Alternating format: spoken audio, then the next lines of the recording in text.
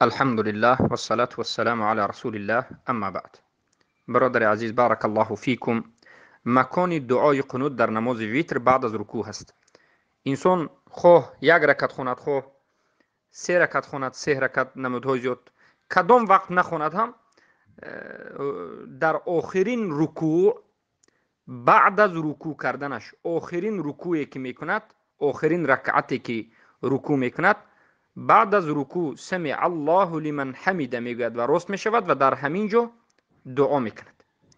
البته مذهب ابو حنیفه این است که مذهب حنفی همچنین هست که پیش از اینکه انسان رکوع کند، پیش از رکوع اول دعای قنوت را میخواند و بعد از این رکوع میکند و بعد از این سمع الله لمن حمیده میگوید و سجده میرود. لیکن مذهب صحیح، قول راجح و قولی که موافق فعل رسول اکرم صلی الله علیه و سلم، فعل صحابگان و موافق سنت فعلی و قولی رسول اکرم صلی الله علیه و سلم این است که وقتی که انسان رکوع میکند، پیش از رکوع دعای قنوت نمیکند.